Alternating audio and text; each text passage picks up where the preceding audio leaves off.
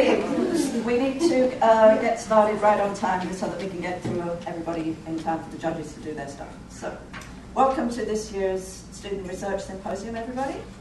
And these are the arts presentations. And our first arts presenter, right here, is Matthew Street. And he's going to talk about the need for emergency preparedness documents in Spanish with the ever-growing Hispanic population in Louisiana. And his faculty mentor is Dr. John Sutherland. Good afternoon. My name is Matt Street, and I've been working with the Social Science Research Lab with Dr. Sutherland, representing the Political Science Department. And my speech is entitled, The Need for Emergency Preparedness Documents in Spanish with the Ever-Growing Hispanic Population of Louisiana.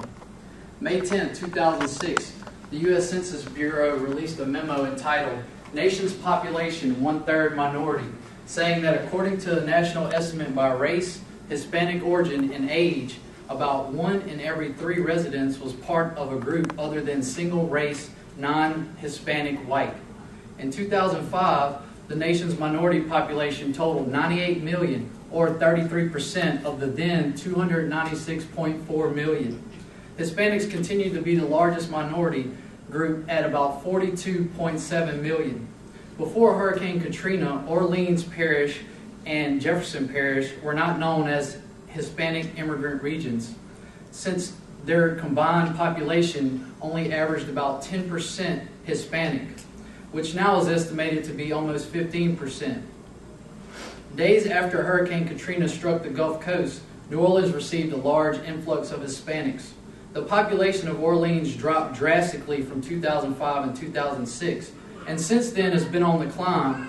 However, the estimated population for 2009 is still 100,000 less than the pre-Katrina statistics. A New Orleans newspaper denotes that approximately 100 Hispanics arrived to the Gulf Coast region within months of Hurricanes Katrina and Rita. It's ironic that the need for emergency preparedness documents in Spanish is to some degree the result of the influx of Hispanics due to Hurricanes Rita and Katrina.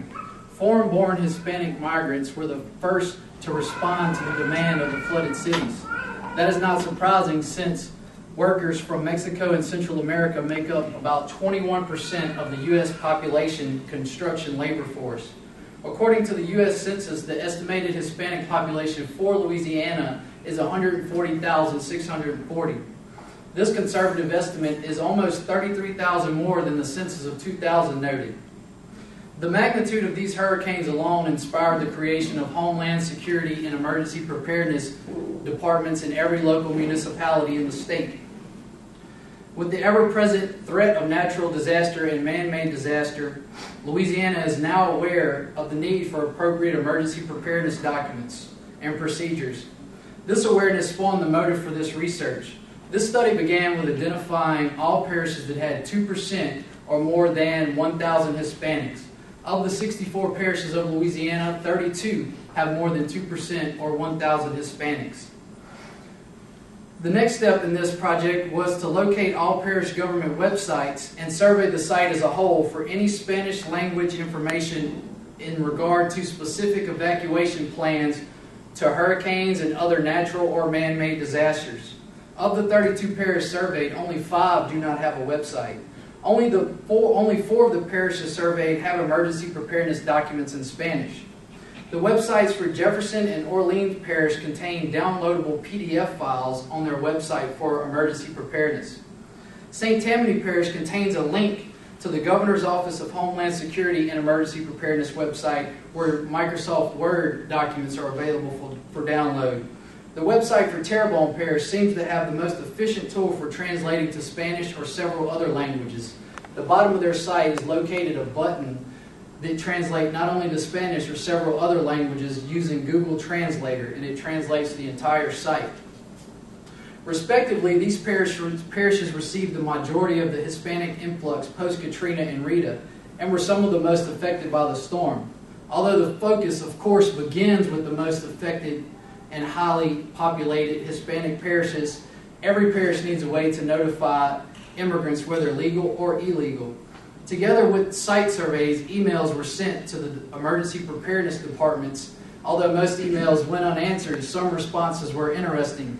Sandy Davis, the director of Caddo Bossier Parish of Homeland Security, responded that they do not possess any bilingual information in regard to evacuation or sheltering. In the past, they have used interpreters from the sheltered community to translate for the non-English speaking people. He also stated that from his 20 years of experience that the younger group, less than 20 years of age, were more apt to be fluent in Spanish and English and generally serve as interpreters for the older population. This response, while practical, deals with the problem in the wake of the storm instead of facilitating preemptive measures that would possibly eliminate the need for such sheltering. A couple of parishes also emailed and stated they were connected with the State Department of Homeland Security website. This project is in its infancy and has thus far opened up more questions. If every parish had emergency preparedness documents in Spanish, how would that ensure that every Hispanic not only had a computer with internet access, but knew exactly where to go to look for such documents? The ultimate goal of this project is to ensure all our citizens are safely and efficiently notified and evacuated during a crisis. With that being said, the next question would be how? A good place to start would be linking the local municipalities up with the local Catholic and Protestant churches. Often these ministries offer services in Spanish. Take Monroe, for example. One may say, well, I don't see many Hispanics in town or don't hear Spanish frequently spoken in public, which is true. But if you were to attend St. Paschal Catholic Church Sunday afternoon at about 2:30, you may have a different opinion, because their Spanish Mass usually runs about 100 Hispanics on any given Sunday.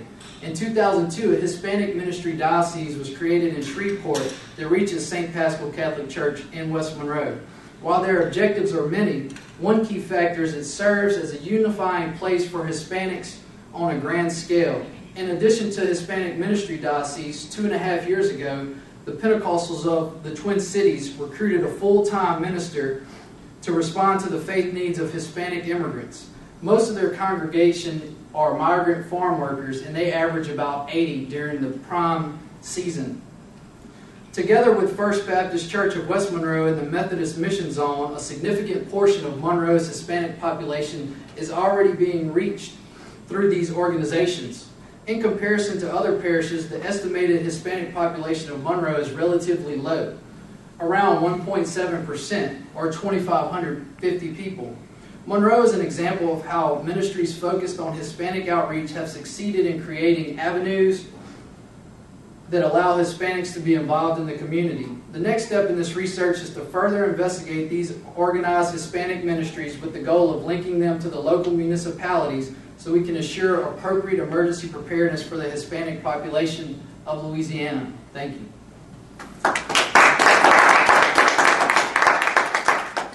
Thank you, Matt, for bringing it in on time.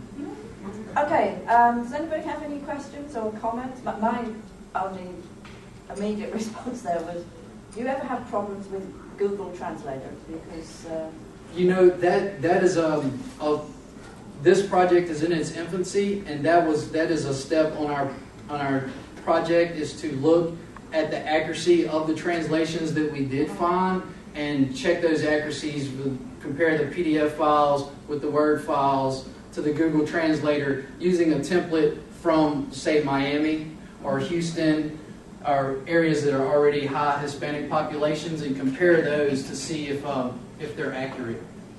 Okay, it's just I was thinking my own experience with Google Translator, which is sometimes kind of interesting sometimes.